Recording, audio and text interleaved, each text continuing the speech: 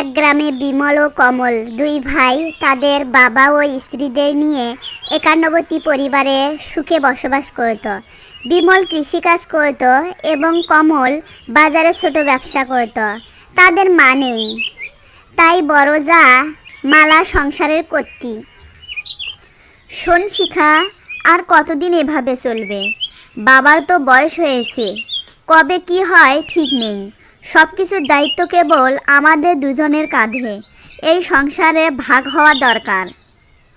দিদি, কেন বলছো এসব? আমাদের তো কোনো অভাব নেই, সবাই একসাথে ভালোই আছি। ভালো আছি? তুমি কি বোঝো না? আমাদের ছেলেমেয়েরা বড় হচ্ছে, কমলের রোজগার তো কম, আর সব টাকা এক হেসেলে দিয়ে বেরিয়ে যাচ্ছে। ভবিষ্যতের কথা ভাবো। তুমিও এবার কমলকে বুঝিয়ে বলো, নিজেদের ভাগের টাকা নিজেদের মতো করে চলবে। ঠিক আছে দিদি, আমি একবার কমলকে বলবো।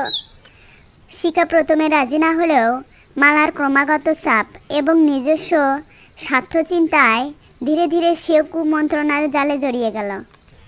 শোনো, তোমাকে একটা কথা বলার ছিল। আমাদের আর এভাবে থাকা ঠিক হচ্ছে না। কি বলছো তুমি? কেন ঠিক হচ্ছে না? কি হয়েছে? আমি দেখছি তুমি এত পরিশ্রম করছো, কিন্তু সব টাকা একসঙ্গে চলে যাচ্ছে। বড়দা আর বৌদি সব বুঝে নেন।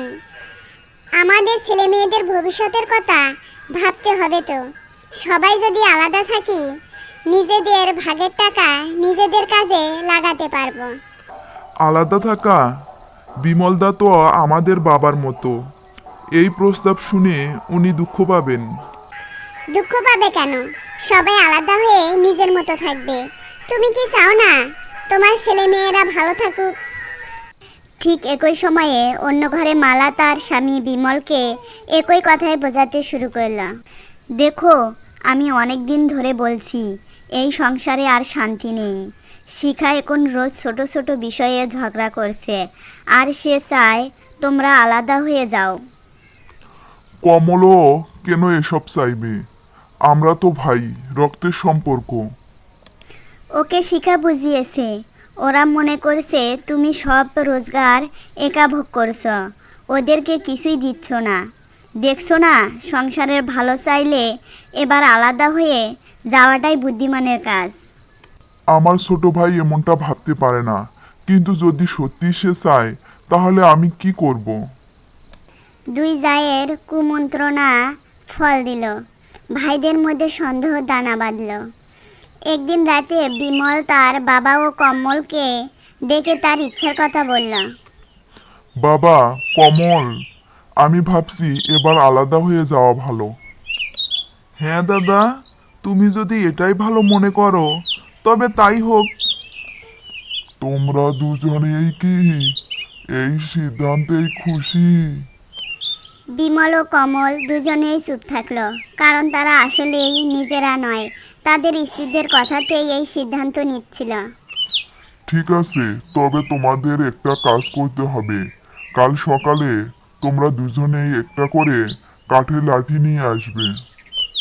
ঠিক একই সময়ে অন্য ঘরে মালা তার স্বামী বিমলকে একই কথায় বোঝাতে শুরু করল। দেখো, আমি অনেক দিন ধরে বলছি এই সংসারে আর শান্তি নেই। শিখা এখন রোজ ছোট ছোট বিষয়ে ঝগড়া করছে, আর সে চায় তোমরা আলাদা হয়ে যাও। কমলও কেন এসব চাইবে? আমরা তো ভাই, রক্তের সম্পর্ক। ওকে শিখা বুঝিয়েছে। ওরা মনে করছে তুমি সব রোজগার একা ভোগ করছো, ওদেরকে কিছুই দিচ্ছ না।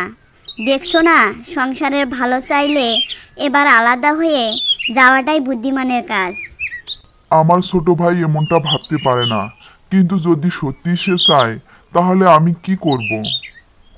দুই জায়ের কুমন্ত্রণা ফল দিল। ভাইদের মধ্যে সন্দেহ দানা বাঁধল। একদিন রাতে বিমল তার বাবা ও কমলকে ডেকে তার ইচ্ছার কথা বলল। বাবা, কমল, আমি ভাবছি এবার আলাদা হয়ে যাওয়া ভালো।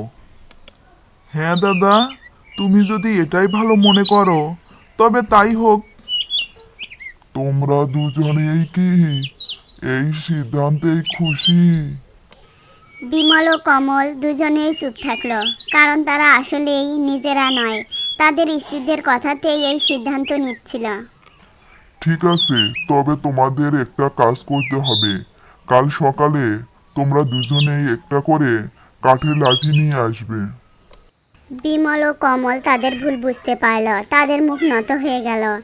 তাদের স্ত্রী মালা ও শিখা লজ্জায় চোখ নামিয়ে নিল। বাবা, আমাদের ভুল হয়ে গেছে। আমরা প্রতিজ্ঞা করছি আর কোনোদিন এই পরিবারকে ভাঙতে দেব না। বাবা ঠিক বলেছেন কমল, আমাদের সম্পর্ক বাহিরের কুমন্ত্রণার চেয়ে অনেক বেশি শক্তিশালী। মালা ও শিখা একে অপরের দিকে তাকালো। তারা বুঝতে পারল তাদের ক্ষুদ্র স্বার্থের চেয়ে একান্নবর্তী পরিবারের মূল্য অনেক বেশি। দুই ভাইয়ের কুমন্ত্রণার চেষ্টা ব্যর্থ হলো, আর দুই ভাই আবার একতার শক্তিতে শক্ত হলো। বন্ধুরা, ভিডিওটি ভালো লাগলে লাইক, কমেন্ট এবং সাবস্ক্রাইব করুন।